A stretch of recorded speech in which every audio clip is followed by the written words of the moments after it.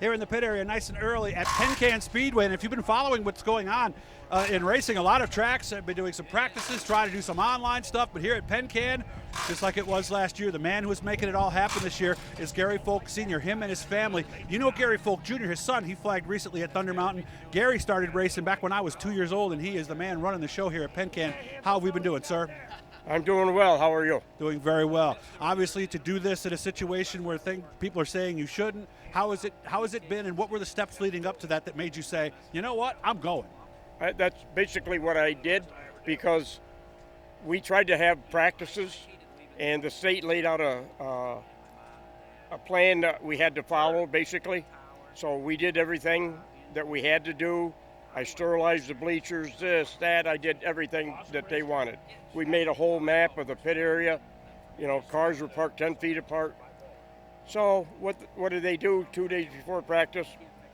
Cut me off. So it was a little while later, same thing, cut me off. So between the county commissioners, 2 of them in Susquehanna County, and the people that work for the governor, they caused me all kinds of havoc. So I went over to the county seat, and I had the commissioners come outdoors because they wouldn't let me in. Okay. So they came out, and it was the 2 women. The third guy, he's the only one that makes sense over there. And I lost my temper a little bit, and I said to them, I says, look, I'm sick and tired of you people telling me what I can do with my business on my property and everything else. I says, all this corona stuff is against the law. It's ridiculous. And I says, you're no longer going to tell me what I can do, but I'm going to stand here right now and tell you what I'm going to do, and I'm going to do it, which is exactly what I did. Okay. So what has it been like? Have you caught any negative feedback? Have there been any officials getting a hold of you leading up to today? Well, I've had more good than bad, but the commissioners, what the 2 girls did was, I can tell you a little bit of the long story. This is a brand new surface on this track. We put it down last fall, and we groomed it this spring. We had no idea what it was going to do under race conditions. So naturally, we had to hold a practice. So I invited 1 modified driver here, and for him to do some hot laps. Then myself and the gentleman that works with me here every day. Then we walked the track, we looked at this, looked at that, make sure that it was going to be good. 1 car was here, and there was 2 people with him in 10, 15 acres. Okay. They called the chief of police and said that he's running a full blast practice session over there. So over comes the chief of police, and he wanted to know what I was going on, blah, blah, blah. So the next weekend, I had 6 cars here, and they were parked all over the place. We still were doing what they asked.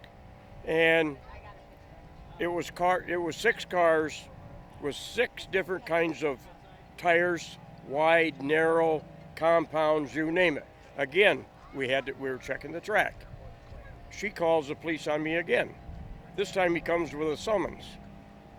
So he's down there by the gate, and I said to him, I says, look, he says, you have to read this and sign it.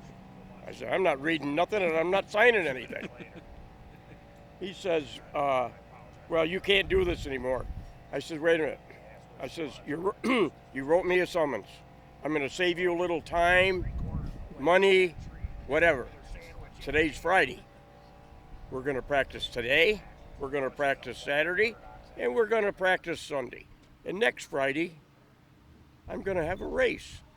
So I says, why don't you go back to your office and write out a whole bunch of them and cover it in one motion?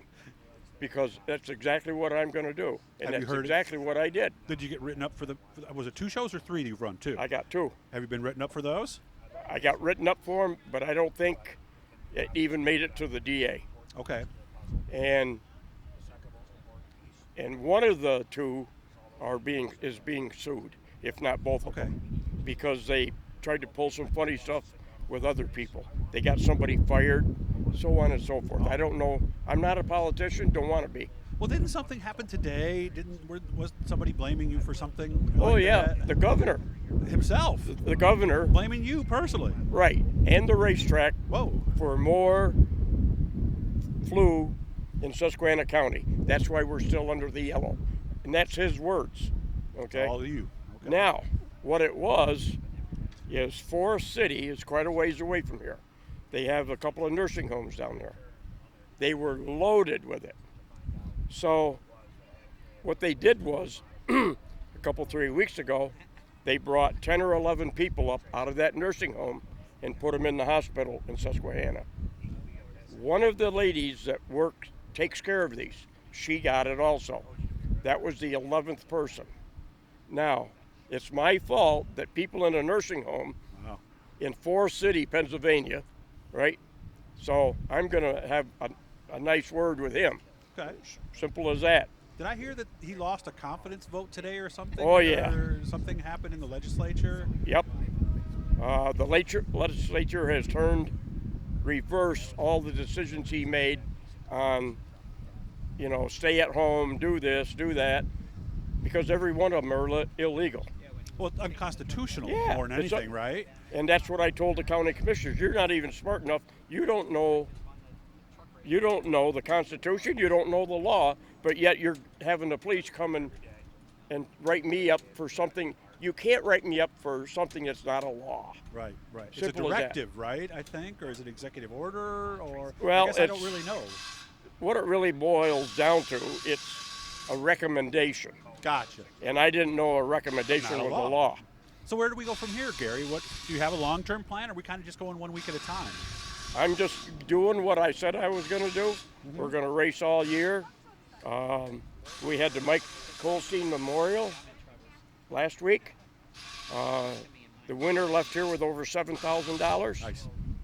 Right? We're going to have a race coming up in August. I think it's the 17th or 18th. Mm-hmm.